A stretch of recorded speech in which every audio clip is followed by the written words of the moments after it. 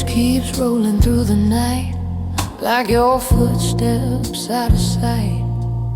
Every note cuts deep and slow, like a love I can't let go. Your memory moves in every groove, like a rhythm in my soul.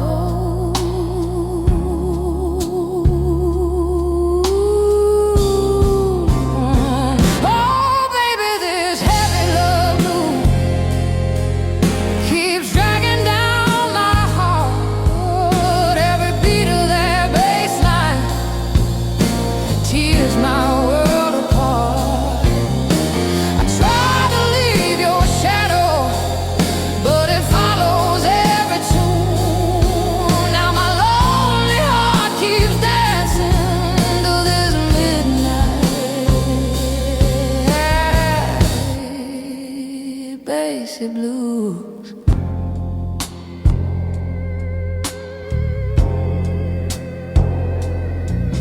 That low bass crying through the bar sounds like whispering where you are.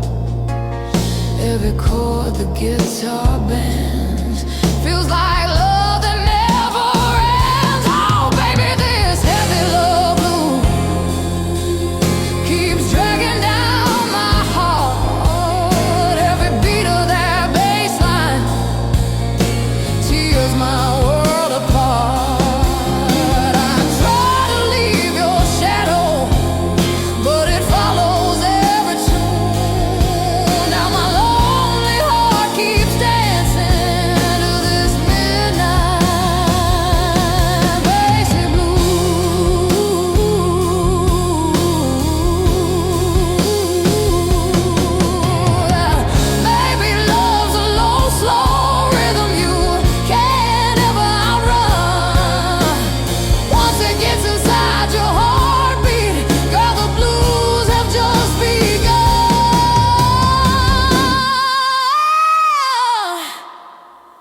So let that bass keep rolling low, let the whole world hear my pain, 'cause every blues I sing tonight still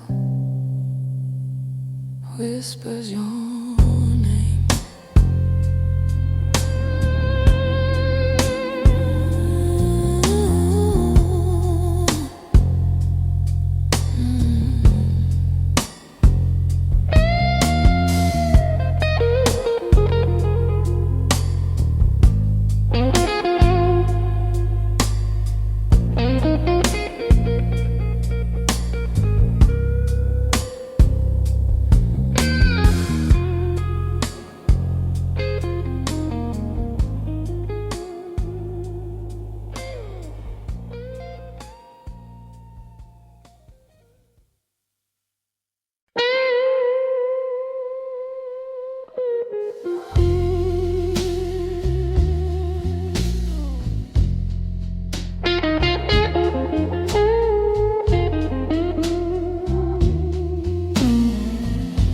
The neon light is fading on a lonely boulevard tonight. Smoke dancing in the shadow while the jukebox cries in blue light. I got trouble in my lipstick and danger in my eyes. Every man who tries to love me ends up learning my disguise. I'm a midnight bad girl, baby, born where the sad songs play. Got a heart full of thunder and a soul that won't obey. Pour another glass of whiskey, let the saxophone cry. I'm a midnight bad girl, baby, and I love the way hearts die.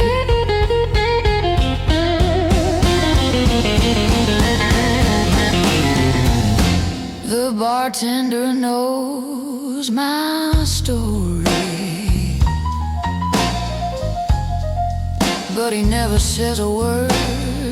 Just another broken lover, lost inside a bluesy world. Your sweet promises are fragile, like a glass about to fall. If you're looking for forever, baby, you chose the wrong girl. I'm a midnight bad girl, baby, born where the sad songs play. Got a heart full of thunder and a soul that won't obey. Pour another glass of whiskey, let the lonely saxophone cry. I'm a midnight bad girl, baby, and I love the way hearts die.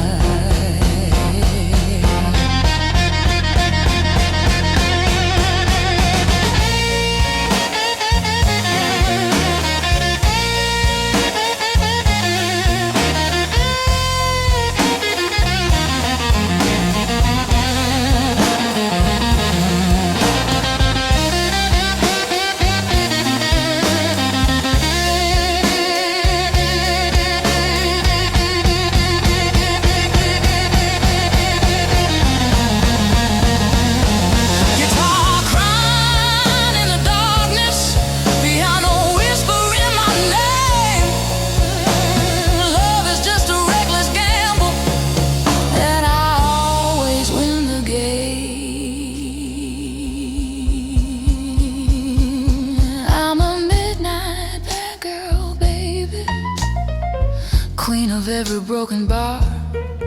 If you follow where I'm going, you won't make it very far. So let the band keep playing till the morning burns the sky. I'm a midnight bad girl, baby, and I sing before goodbye.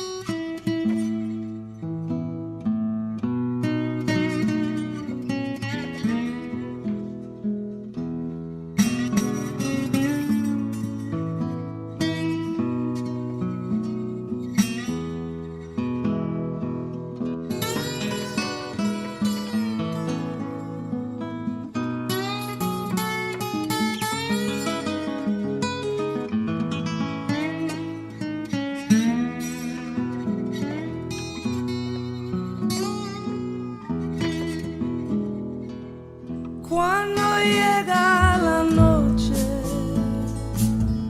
yo recuerdo tu cara y en las olas del mar siento tu voz y en la luz de esta luna es tu piel que me roza. Y esta brisa azul trae tu corazón más cerca de mí.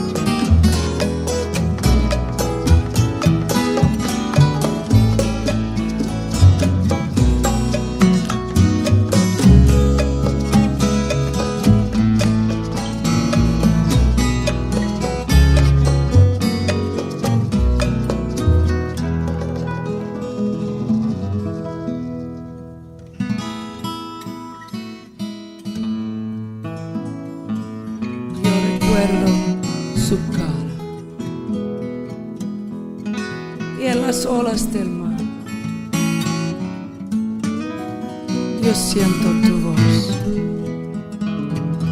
Y la luz de esta luna es tu piel generosa. Y este brisa azul trae tu corazón más cerca de mí. Esta brisa azul trae tu corazón más cerca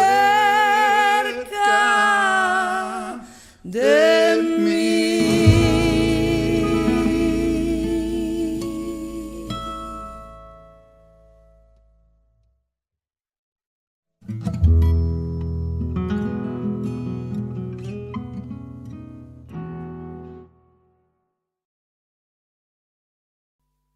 Had dinner with him last The night. grey man. Oh, were you? Basher. Oh, Basher. He's fantastic. What a fine man. A fine musician.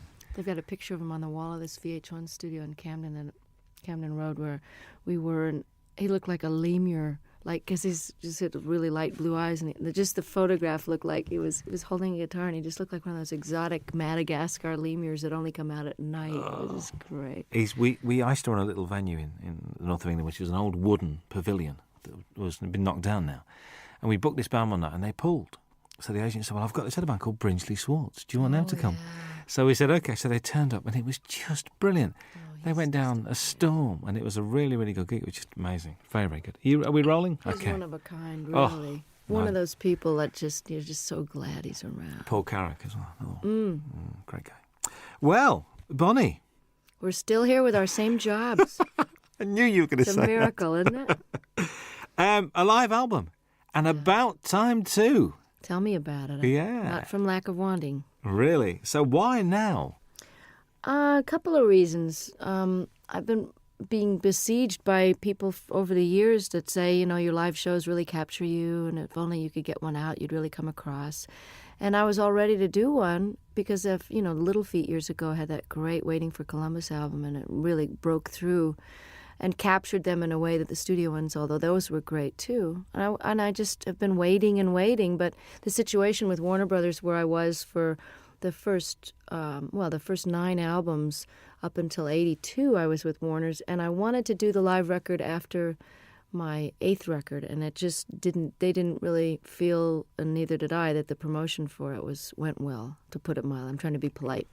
And radio really stopped playing any kind of progressive format, so I was basically shunted off into the hinterlands of fringe music. And even though I was selling well in my concerts and my core audience bought my albums, it wasn't the right label situation to put out a live record, because they didn't care enough, frankly. So it took me a while of waiting to get on a new label, and then God knows, after the Grammys hit, things have been really great with EMI Capitol, and I wanted 3 studio records under my belt to draw from great songs that people would be familiar with. And I've been basically planning to have this lineup of guests for a long time now, and finally I've got the great band that can play the songs as well as the ones that play in the studio, because most of them are the ones that are on the records.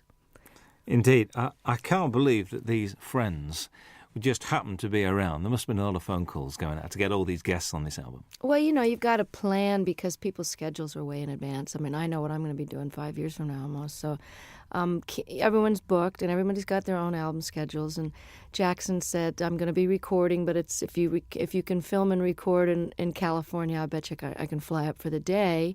Hornsby had already made room in his schedule for me. And this was planned in March in order to secure the mobile truck.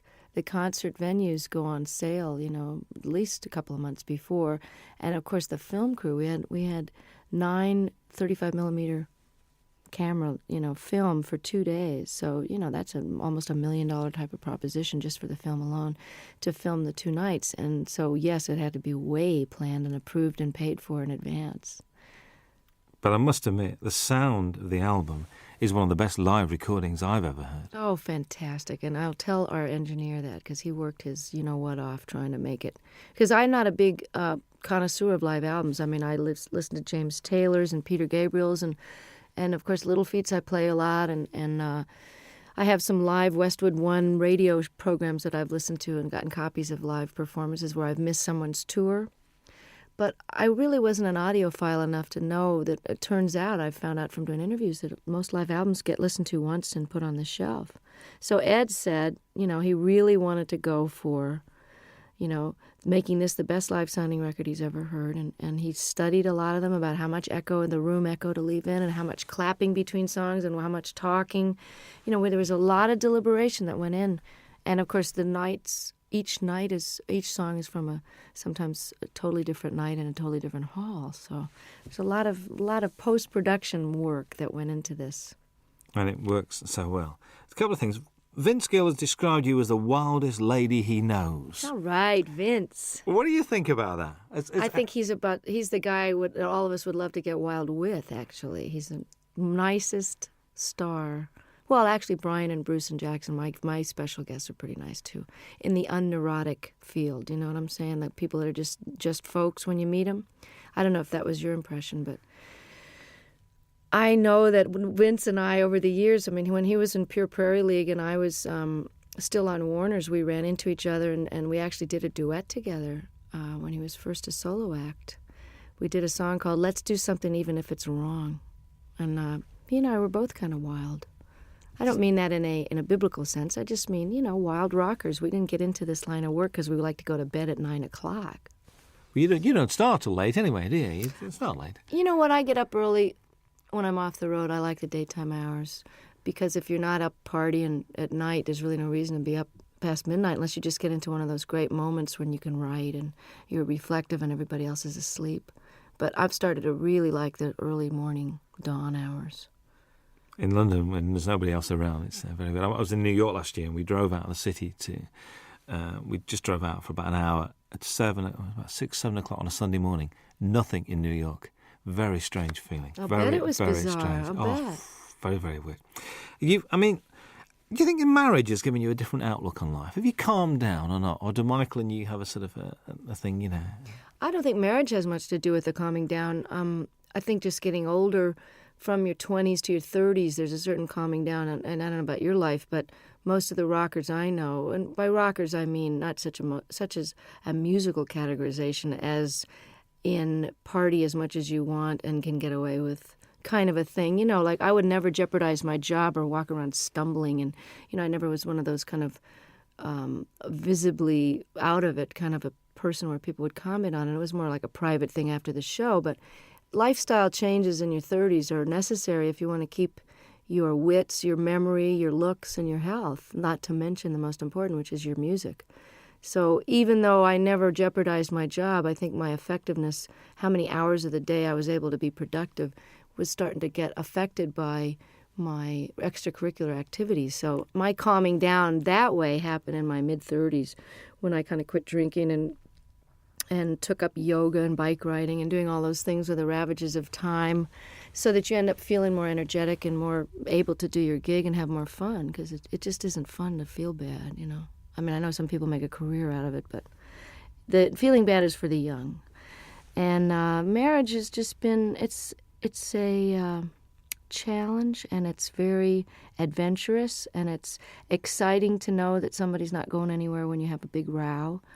But it's also comforting to know that there's a level of commitment that makes the rough times more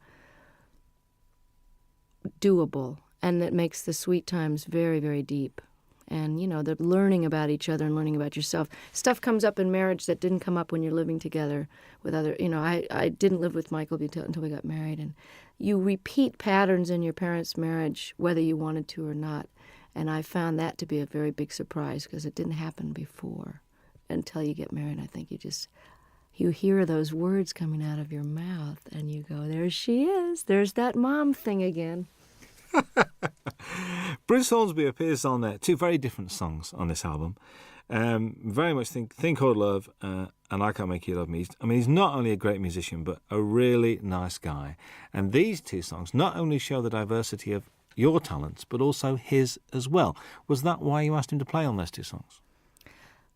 You know, it was one of those things where on the tour we did together last year, we did a 4-month double bill of the Outdoor Sheds when my new album was out. And it's quite obvious that I'm just think the world of him. I mean, and he made such a difference on I Can't Make You Love Me. And then he invited me to play on and sing on his last record before this current one. Then we did the tour together, and as an encore, he came out and played the accordion, and he's a great practical joker, so it was a way to keep him off the monitor man's back, where he would probably have given me nothing but hi-hat in the monitors and messed with my sound on stage. So I kept him out of trouble by having him on stage, and, you know, he's my favorite singer and writer, I think. It's just, you know, Prine and Jackson Browne and him, that's it, and Paul Brady. I Can't Make You Love Me, I can't even imagine recording live without him on it. So he was very gracious, and I just got to participate in his PBS special and got to play with Pat Metheny, the three of us on stage alone, singing The Tide Will Rise. And it was just absolutely a highlight of, you know, my respect for those men is just unbounded. And he his musicianship is far surpassing anybody in the pop world that I know. You know, he's really as nice a person as he is a genius, too. Whenever I bump into him, it's like, you know, and it's like he sits down and he talks to you and he takes time. Mm-hmm. It's never, so I've got to rush now. He's just one of those guys. And I thought his current album was very, very good. I do, too. I mean, he's really a jewel, you know, and such a normal guy, just like Don was. And it's interesting because I've gotten to know Brian the last few days more because we've been hanging out at the Top of the Pops. And he also is totally without any kind of ego attitude. And, you know, he's not neurotic and paranoid or any of those stuck-up things that people get when they get to be a big shot. And I'm so lucky to have these guys as models because they've been famous longer than me. You know, Hornsby came out of the box with big hits, and he's just nonplussed, totally regular guy. That's why you get on so well, because you're the same. You've got the same attitude, and that's why, and it shows. I reckon this record's great to listen to when driving. I mean, I've been driving around listening to this. I think it's brilliant. God, I'm so glad. You know, it's so new that I haven't had reviews yet. So this is it. Give it to a friend. So go and drive around, listen to it, and it's great. A song on it, Shake a Little. New song to you. New song by the guy Michael Ruff, who wrote "Cry on My Shoulder" on Nick of Time, and. I listen to so many tapes of things where people have a cover letter that says, "This is so perfect for you. We've had you in mind," and then it's just dreck. So I appreciate the thought, but, you know, I don't know whether to throw a bucket of water on them the next time I see them or just never answer their phone call. And then there's these jewels like Michael Ruff, who's a brilliant artist on his own and has never gotten the attention he deserves. And I think he's actually got quite a good career in Sweden going on for some reason. But he had 2 great records on Warner Brothers years ago, and the women are all mad for him because he's absolutely gorgeous. But what an unbelievable tune. I'm glad you mentioned it because I love it. I think it made a good single, actually. I was listening to it. I think so, make too. A good single. Matters of the Heart is haunting. I mean, that's one where I think you mentioned this capturing the audience. You could hear a pin drop in that auditorium. They're all there as one, I think. I mean, and hadn't heard the song before, too, so that was really which is great. like, ugh.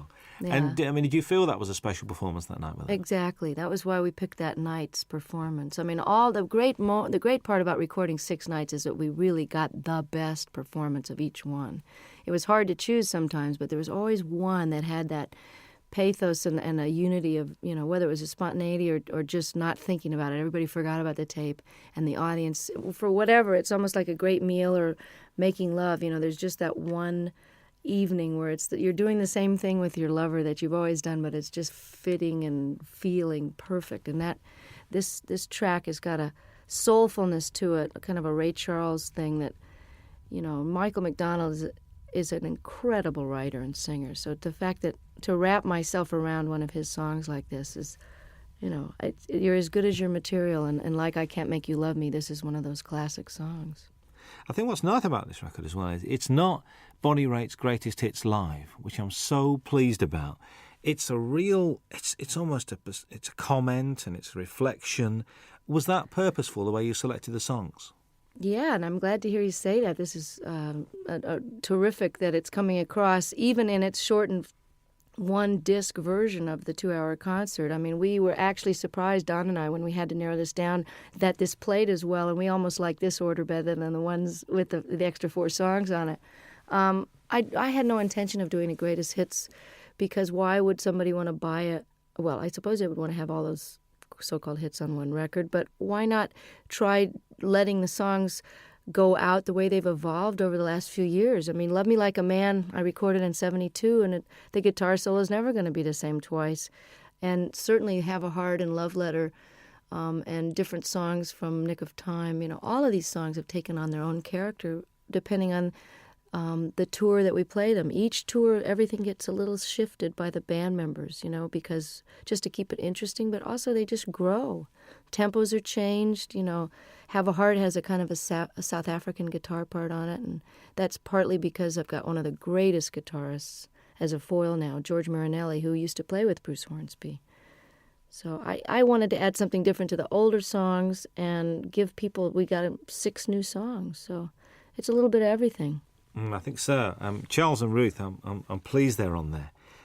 I get the impression the way you were together, there's a real mutual respect amongst the three of you guys. Oh, total. And, I mean, of all the people that are on a stage at once, everybody has admiration so deep that, I hope it comes through, and I'm glad to hear you say that it can be felt, because Ruth Brown single-handedly was such an influence on Etta James and Aretha Franklin and all the people that I grew up listening to when I was old enough to read about their influences. They were the ones that mentioned Ruth, because I, of course, was only, 1 year old when her first record came out. But she's built Atlantic Records with her singles in the late 40s and 50s, as did Charles Brown, who's no relation, by the way. They're just from a totally different part of the country. But he also was seminal in starting the whole West Coast blues sound, the transition between the post-war jazz era, and he took his Texas very funky roots. He also was classically trained, and he melded them into the style of jazz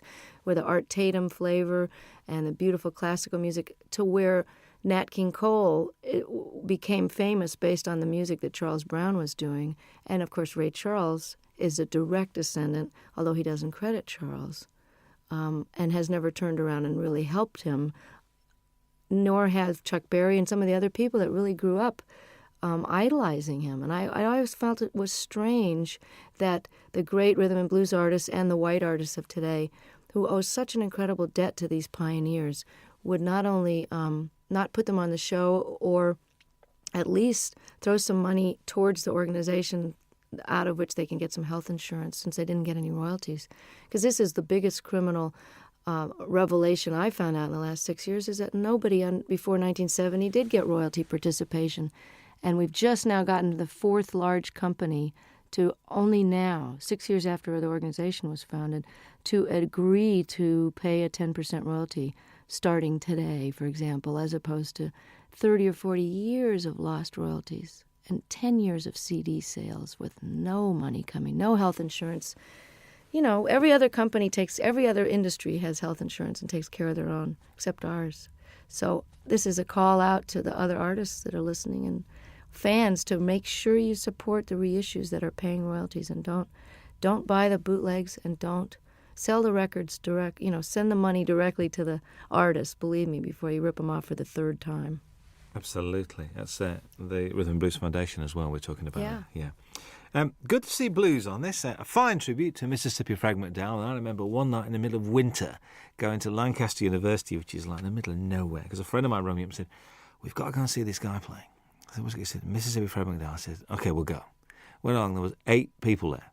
But the guy putting it on loved him, and it was obvious. The guy running the gig said, "Look, I spent my money on this, and just come and enjoy yourself." Isn't that the greatest? Because Fred, I'm telling you, was the most exuberant blues man. They always say, oh, they're so full of pain and grief. I mean, Fred loved to play more than anybody I ever saw, and they're just re-releasing I Do Not Play No Rock and Roll, one of the greatest double albums, and I think it was recorded here in London.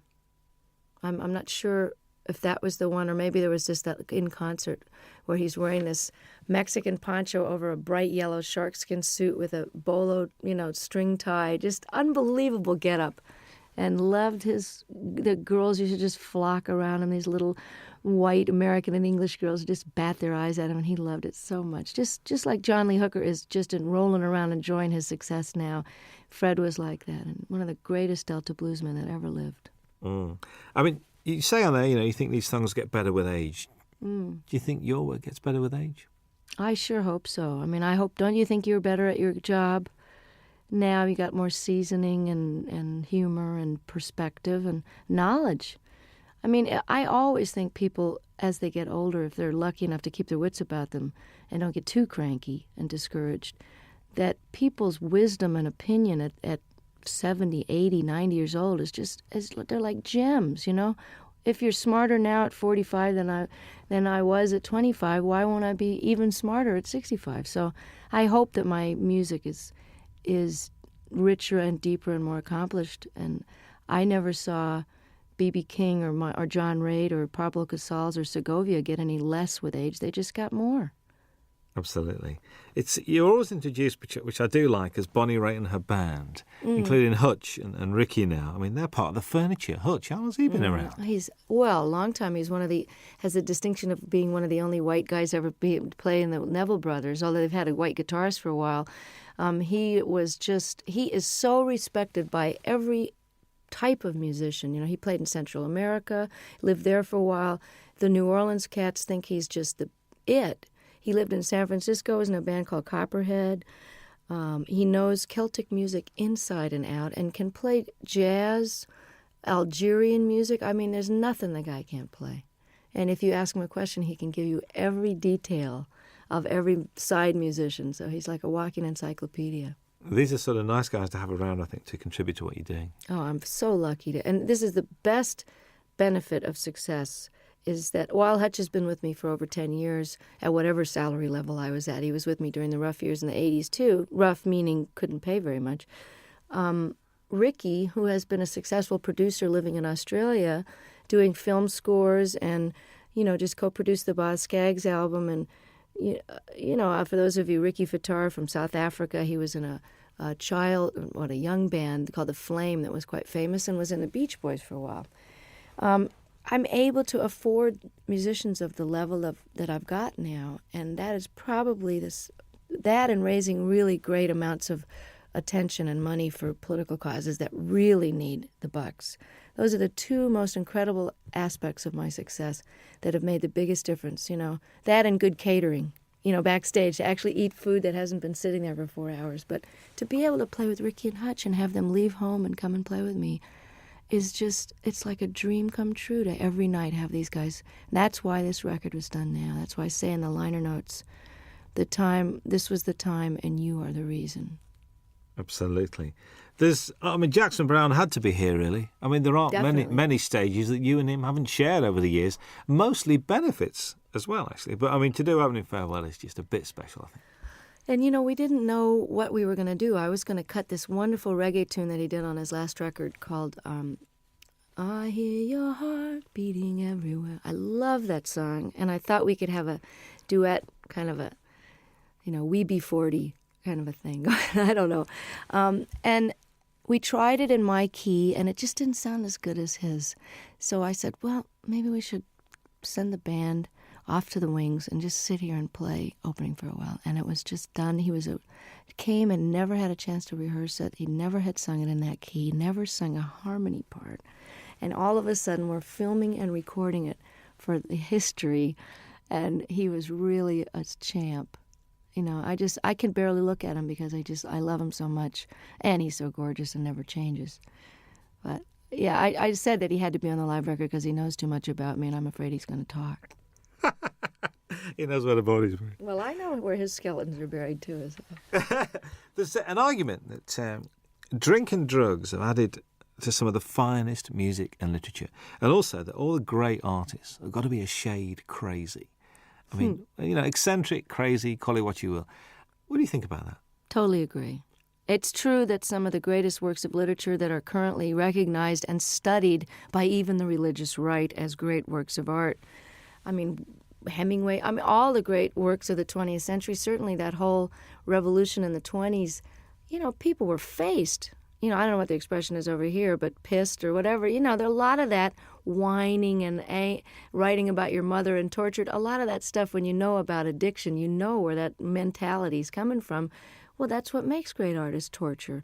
And artists torture themselves. And the myth is that you can't be, quote, funky or as deep or as soulful or as funny if you're not sort of loaded or hungover is blown by the fact that John Hyatt and Stevie Ray Vaughan and some of the greatest artists of our time are still kicking, you know what, sober. So, and I'm here to tell you from that song that's on this record, and I don't know if it made this cut. Did Feeling of Falling get? I think that's the one we did leave on. I'm not. Yeah, because I want to let people know that just because you're straight doesn't mean you're not totally miserable and twisted sometimes, and it's out of that angst and misery and longing, which is just part of being alive, which you feel more acutely when you're not anesthetized, that some of the most powerful stuff has come out of my guitar, because it's excruciating to be awake. So it's just a different kind of art. If anybody thinks I'm not miserable, look again, you know. And sometimes it's a lot easier to just toss a few back and forget about it, you know. It's trying to be awake all the time that'll get you some good blues tunes. Most definitely. The old tortured theory goes out the window there. And there's this song with Bryan Adams. I mean, what's the story behind this? Did you call him or did he call you? Or if someone was to say to me, okay, you got a new album coming up, and, you know, you've been on the road with Longing in Their Hearts, and you have this ballad here, and you found this Michael Ruff song, but you know what I'm really missing as a rocker? I just wish somebody that I really love would call me up.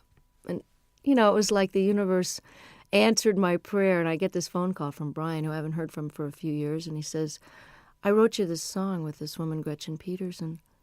I hope you like it. It's on the way. I listened to it. It's like tailor-made, great lyrics, a tried and true topic, but done set in a very clever way. You know, you need a rock, not a Rolling Stone. Simple, straight-ahead rocker.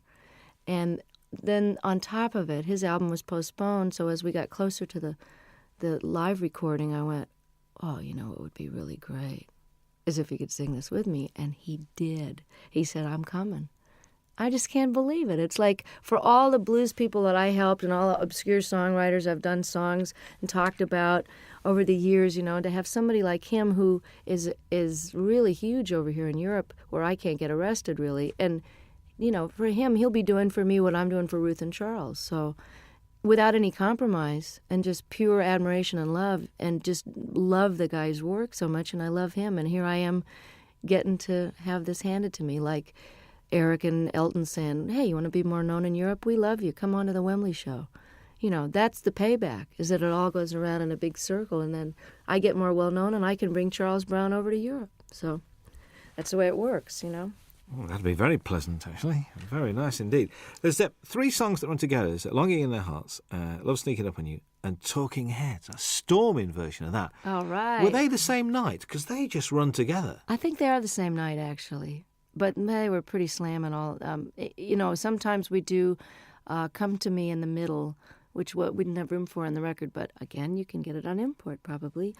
I always thought of doing Burning Down the House since I first got the idea. I've always wanted to cut the song, but I had no idea whether we would do it on this record or whatever. I didn't know if it would make the record. It was just one of those sound check into the last encore of the night. And, you know, by the time you're at the encore point, your fans are so nuts, you know, you can basically play Rachmaninoff's symphonies and get away with it with a reggae beat. But I love Talking Heads. I love this song. Always heard it with slide guitar. And it's very similar in the clavinet part to Love Sneaking Up on You. So I had them as a segue, like half of Burning Down the House into Love Sneaking Up on You. And about 3 gigs into the tour, all the reviews were mentioning, and the audience was jumping up and standing. They were mentioning Burning Down the House. So Don suggested, he said, hey, why don't you just finish the song and flip the order and stick it on there and we'll put it on the record. And I said, no, nobody's going to go for that. And hey, I like it. Listen, it works really, really well. Kim Wilson guests on the album as well. When the Fabulous Thunderbirds are one of the best-kept secrets in Europe, like yourself. Well, that's why I plan to change it. I mean, I'm really glad that by doing a record with Delbert on Luck of the Draw, that 5 million people have that album and now know who Delbert McClinton are, as if anybody's been asleep in a closet and doesn't know. The other great white singer of rhythm and blues is Kim Wilson, and one of the greatest living harmonica players.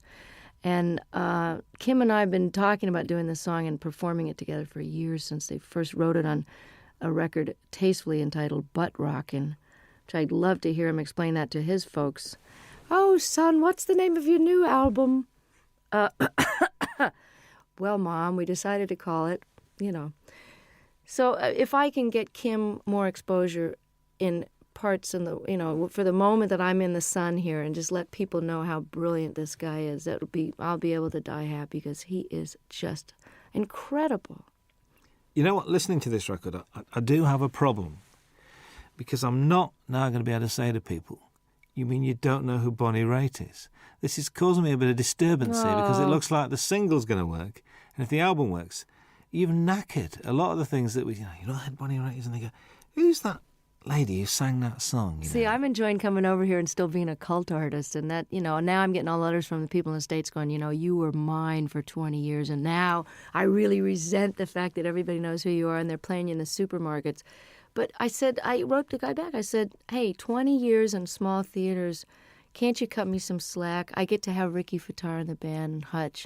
Let me have a moment in the sun here. And while these rhythm and blues artists are still around, and while Kim deserves to be heard, let me show the rest of America about these guys. And I feel the same way about Europe. But if I'm a cult artist over here for a while longer, it would just be very nostalgic for me. I think so. It was a joy last time to walk into the Palace Theatre in Manchester and see it sold out. Wasn't that exciting? Joy. I'm inching my way to notoriety over here.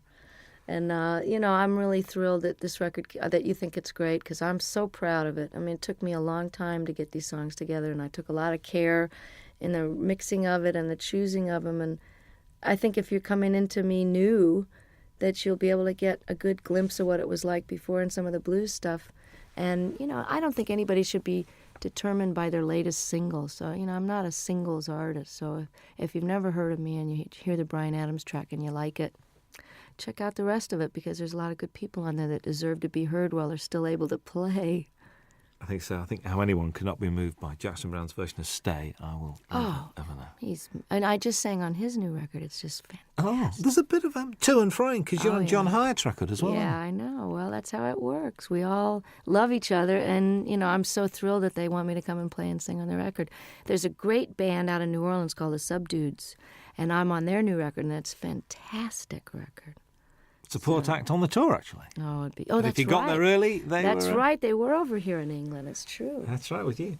How's the songwriting going? I mean, we've been progressing. We've had like 3, 4. We're getting there. I'm inching up there in the quantity. But one of the reasons I'm taking a hiatus is because I haven't stopped working either on the Rhythm and Blues Foundation or the different benefits that I've done and organized. My own touring schedule, making up for all these years I didn't tour outside the United States. I haven't had any time to write, so it's time to go live a little bit so I've got something to write about. Because honestly, writing about the catering in my room in the hotel is not going to make it for a topic. And getting any more personal than I did on the last record would be a challenge, because I'm just going to have to figure out and take a break so that it's done from inspiration and not out of obligation. So does this mean that, I know because you're not a winter person, so come sort of spring, are you going to be treading these shores? I'm hoping to have the first break from touring in 25 years after this live record. I was doing this now, and I did a record with my dad, and it's out on Angel Records with a 42-piece orchestra. We did 3 songs together. It was just great fun. And I feel like I've done my bit with Charles and Ruth and Kim and done my major opus here. And it's time to take some time for me, because if you don't fill up and take some time off, there really isn't anything else to say. And I honestly don't think I'm going to be touring this next year unless for some ungodly reason, or perhaps truly godly reason, this record with Bryan and this record takes off in Europe. And then I'll be a brand new artist and come over and show people where it's really at. A brand new artist again? Yeah. Again. Well, I'm an overnight success, Robin, you know that. There's a description that I read, I'd like your comments on, really. After years of singing about broken hearts, faithless lovers and no good men, Bonnie Raitt entered the 90s at the peak of her already lengthy and impressive career. Has the 90s been good to you, do you think? Oh, yeah, definitely. I don't think you could argue with the kind of Cinderella story that happened to me when I just a lot of changes were made personally before the Grammys happened, but I think your 40s, while like as I was mentioning before, it's a little harder to be older and awake. It's also easier and more fun to be wiser. You know, does that make sense? It's easier because I know how to do things better, and I know how to handle stuff. I can handle my success. I can handle disappointments. I don't mind getting angry. I know that it's not going to last for 5 days. I'm just getting angry. So the process of growing up is happening now as it is for a lot of rockers, because it's just sort of a postponed adolescence sometimes until your 30s and 40s, and then that's when people settle down.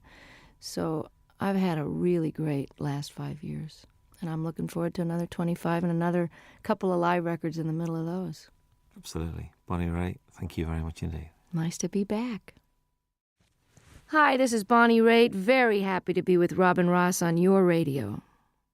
I want to go to Scotland. If we send him a tape, right, he'll do a 2-hour special. Wow. He's like a big supporter, isn't he? These guys are just, you know. Thank you, Dave. Thank you for the homeland, for the young girl who's found her way back to your shores any minute now. I'm threatening to show up for Hogmanay again. Again? Oh, well, tell people God. This time, will you? See, I'm the only one that remembered what happened those 3 days. The entire country was out of their minds. But the studio was. I'm coming back with a video camera because nobody in America believed it. You know, well, they had some sort of sponsorship. They had little bottles of booze on the table, and there was like 65-year-old people just totally clapping and yahooing it up, which is a little glimpse of what like a Crosby, Stills and Nash audience is going to be like in 20 years. You know, will be a bunch of old geezers singing, you know, just a song before you go. But they'll still be all applauding. And Sheena will be singing Morning Train, and me and Brady will be out there on walkers singing Thing Called Love. Yeah, I found another Brady Buncher. Curtis Stigers is a Brady Buncher. Yes, he is. Curtis Stigers is a Brady Buncher. I found somebody else as well. You know, guess who cut Paradise is Here? Cher. Heard it from Brady's lips today. I'm not kidding. That'd be great. Let's find it right now. Really? So that must be this new album, because she's done the Mark Cohn Walking in Memphis. That's a single, so it'll be on the same album. Well, it's good. I'm glad that she's going to get them some wider attention, you know? Brady's record was great, wasn't it? Mr. Cummings won't know what's hitting. He won't know what to do. I know. He's great. I ring him up. I really wanted to do that song too, but Tina had already done it. I think that Cher track's coming out for Christmas as a Christmas single. Paradise is Here? Well, that's good. I'm glad. I mean, I don't know who produced her, but I hope it's great. My engineer's producing Anne Murray's new record, which should be great. All right. Yeah, she's terrific. When I call you up.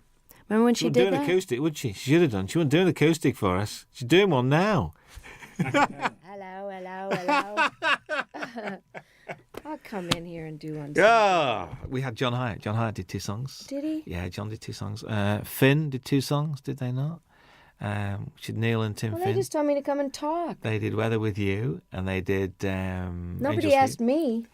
We'll ask you. Anywhere, anytime. You know Hey, we you like know. it. You could play the national anthem and we'd listen to. You know that. So, I'd play your national anthem. It'd be interesting. Yeah. It'd be good.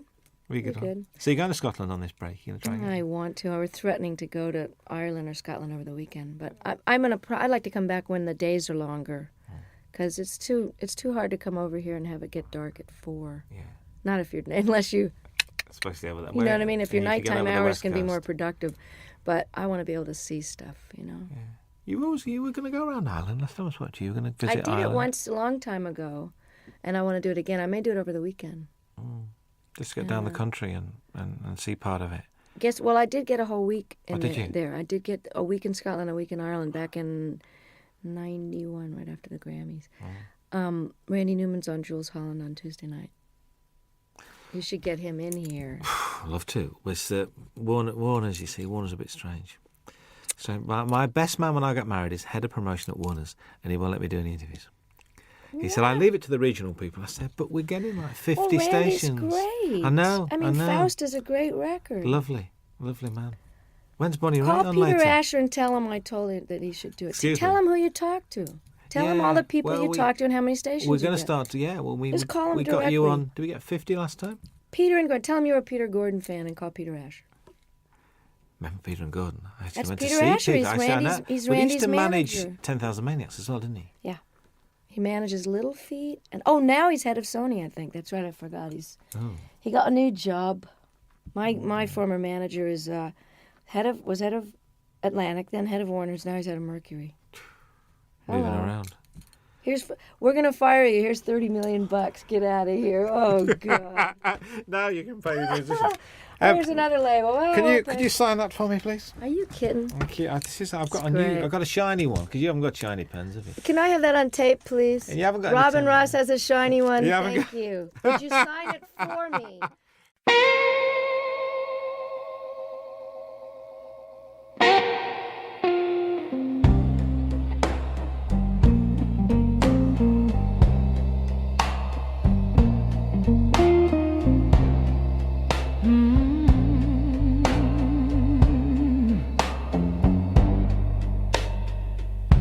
Neon light is fading on a lonely boulevard tonight. Smoke dancing in the shadows while the jukebox cries in blue light. I got trouble in my lipstick and danger in my eyes. Every man who tries to love me ends up learning my disguise. I'm a midnight bad girl, baby, born where the sad songs play. Got a heart full of thunder and a soul that won't obey. Pour another glass of whiskey, let the lonely saxophone cry. I'm a midnight bad girl, baby, and I love the way ours die.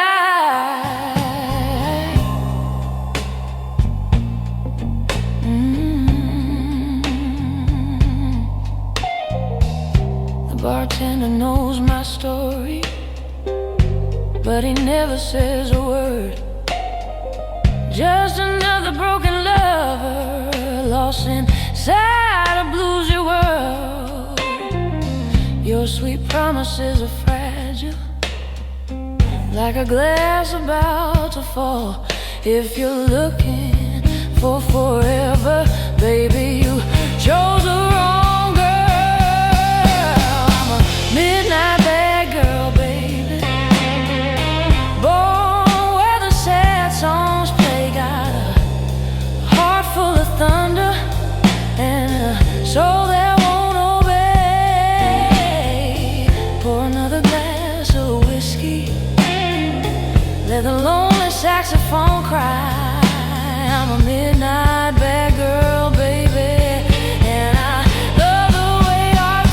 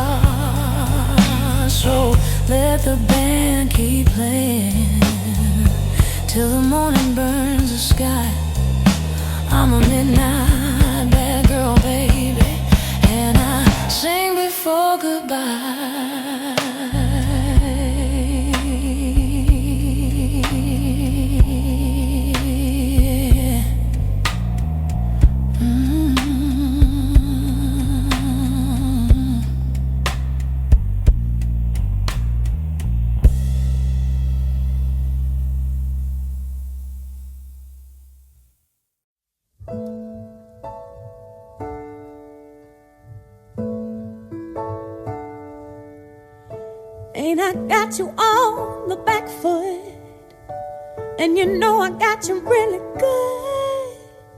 And there's something deep inside of me I got to be.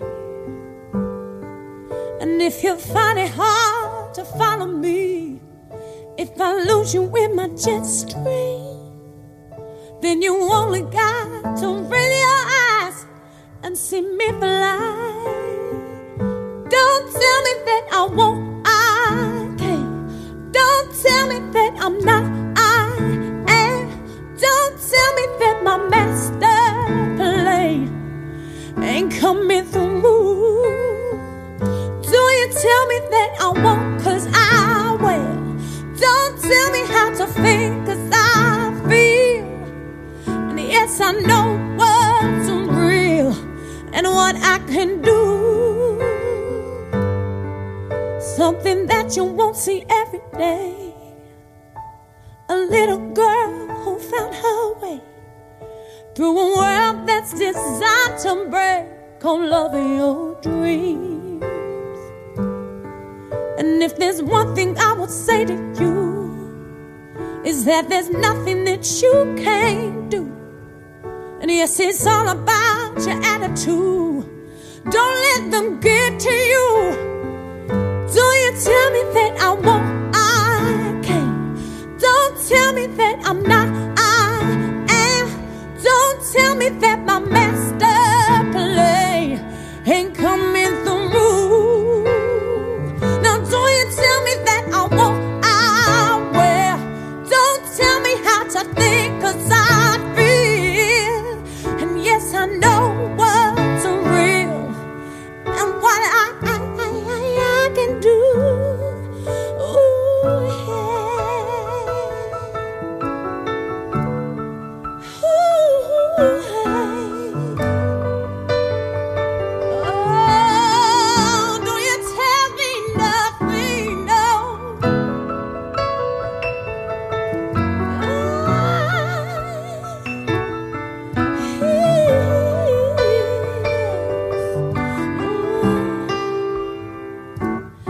And we're singing in our own voice. We can make that choice to be free. Yes, we're singing in our own voice. We can make that choice to be free now, to be free now. Don't tell me that I won't, 'cause I can't. That I'm not, 'cause I am. That my master plan ain't coming on through. It's coming on through. Don't you tell me that I won't, 'cause I will.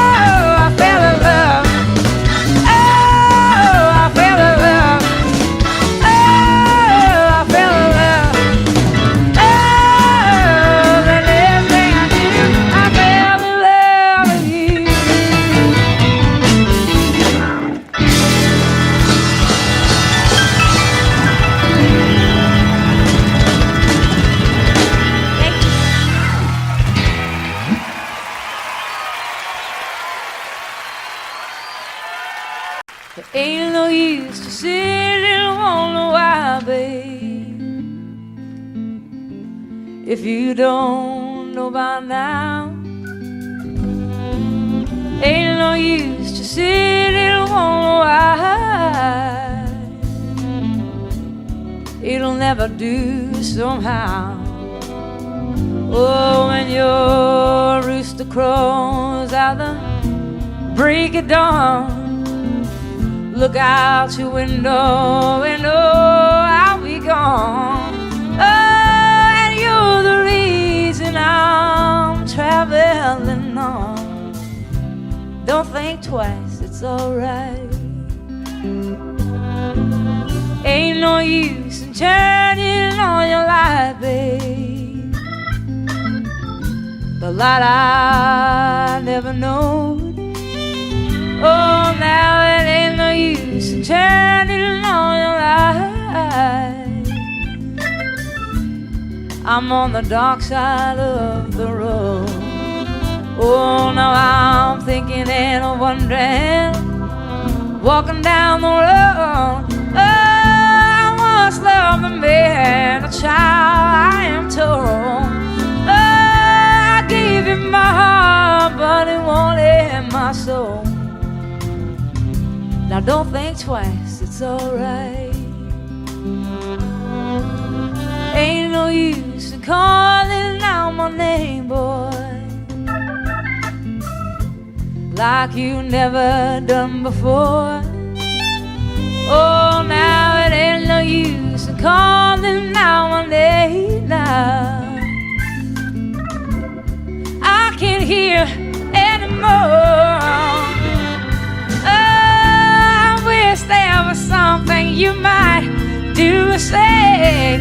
Oh, to try and make me change my mind and stay. Oh, but we never did too much talking anyway. Now don't think twice, it's alright.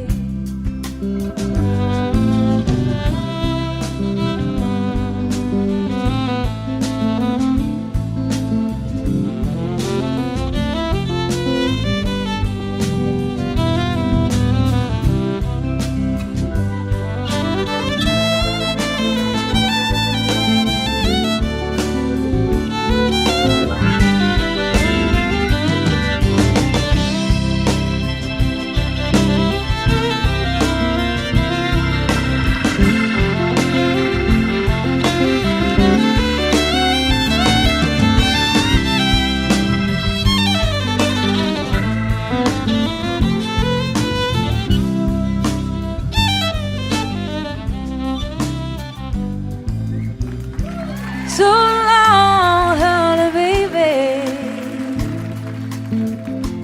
Where I'm bound, I can't tell. Oh, my goodbye's too good a word now. So I'll just say farewell. And I ain't saying that you treated me unkind. Oh, you could have done better for Lord, I should have done mine. Oh, you just kind of wasted all my precious time. Now don't think twice, it's alright. Oh, you just kind of wasted all my precious time. Don't think twice, it's alright.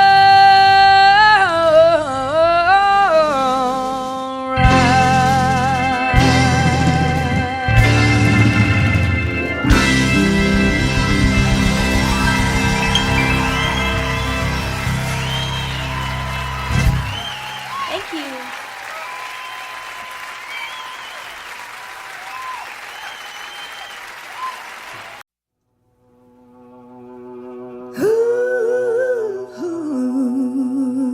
Yeah.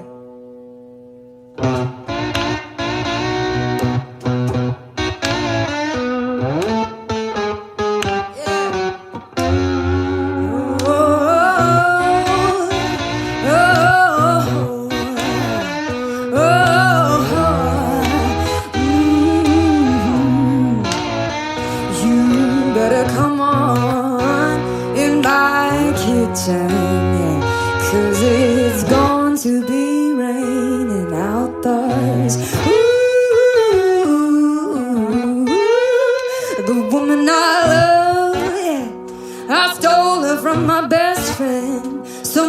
joker got lucky, yeah, stole her back again.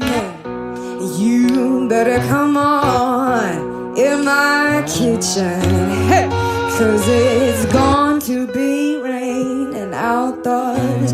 Ooh,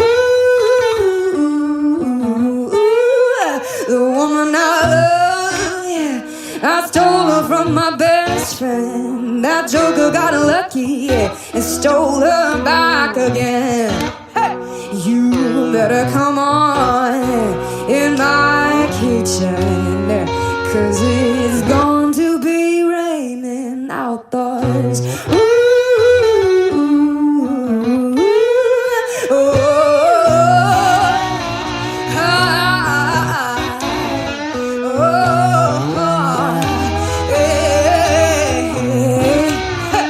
you better come on in my kitchen, 'cause it's going to be raining outdoors.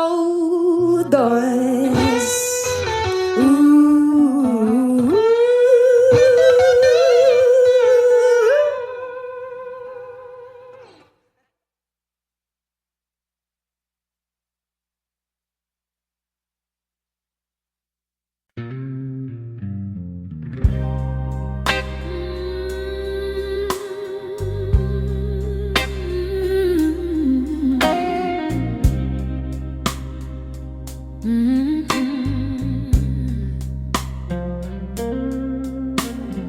Bass rolls low across the floor like the love we had before.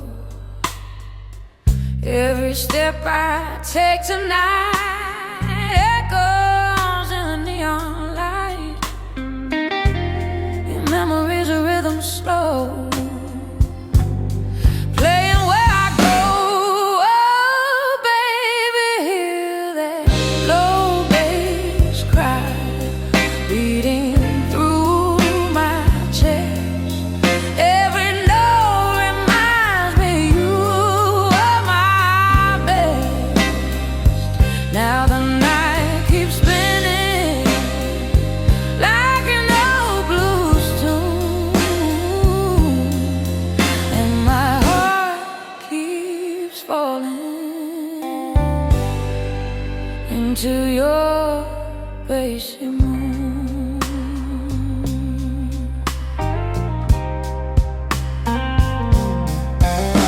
The guitar sings a broken line like your lips against mine.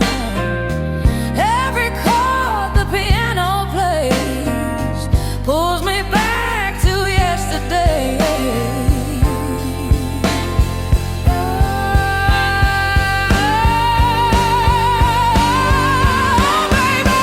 Hear that low bass cry beating through my chest.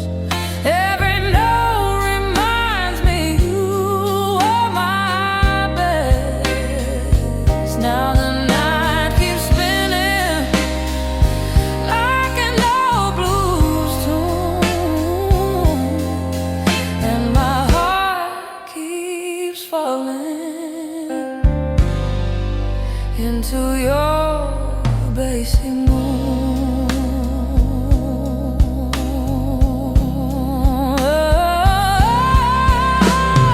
Love like ours don't fade away, it just turns into the blues, and every bar I sing tonight still belongs to you.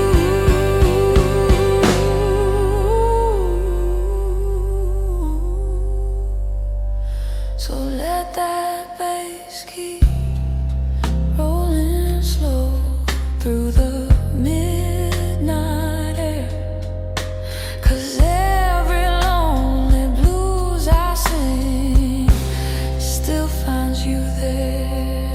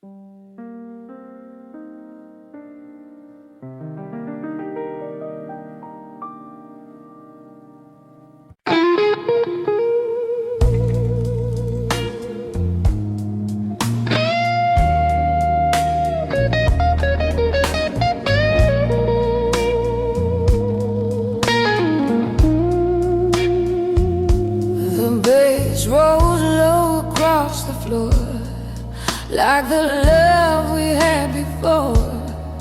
Every step I take tonight echoes in the neon light.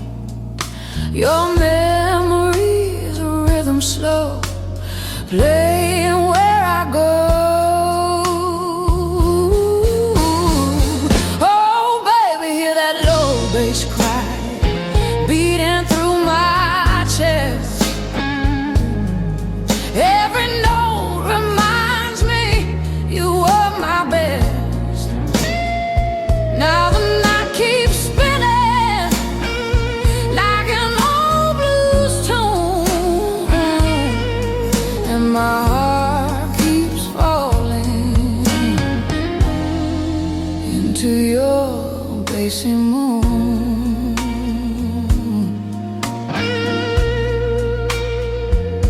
That guitar sings a broken line, like your lips against mine.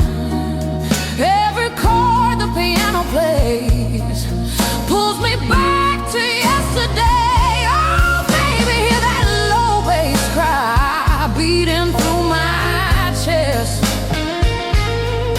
Every note reminds me you were my best.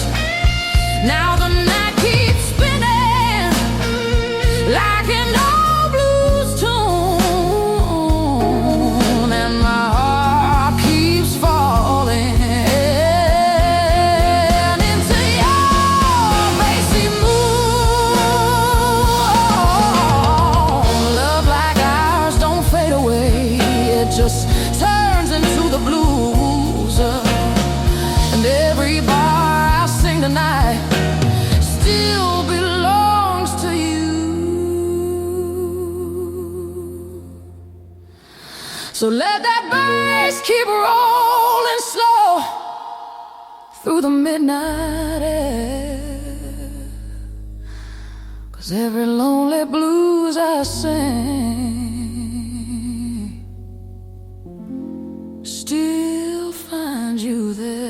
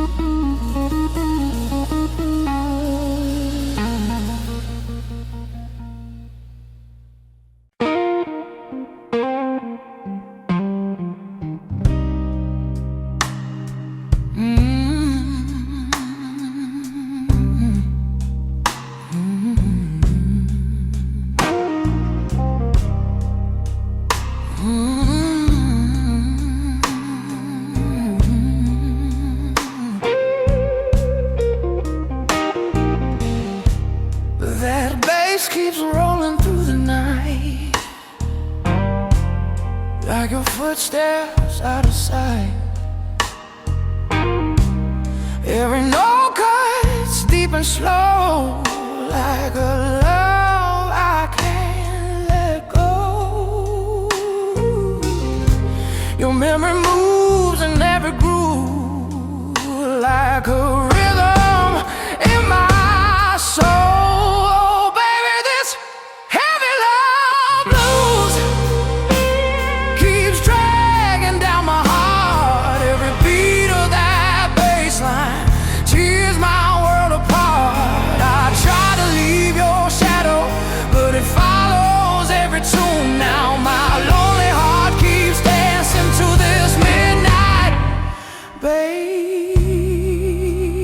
Bassy blues.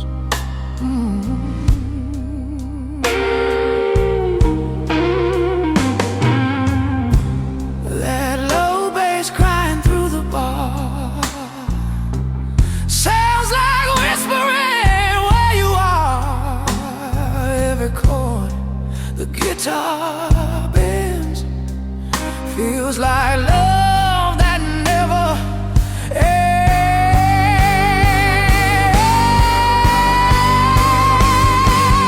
Oh baby, this heavy love blues keeps dragging down my heart. Every beat of that bass line tears my world apart. I try to leave your shadow, but it follows every tune. Now my lonely heart keeps dancing to this midnight bassy blues.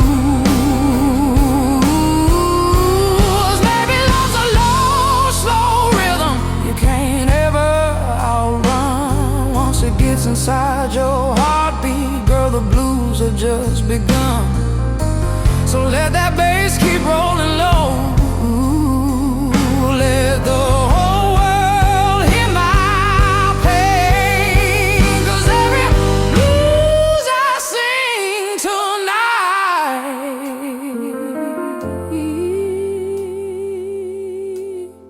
still whispers your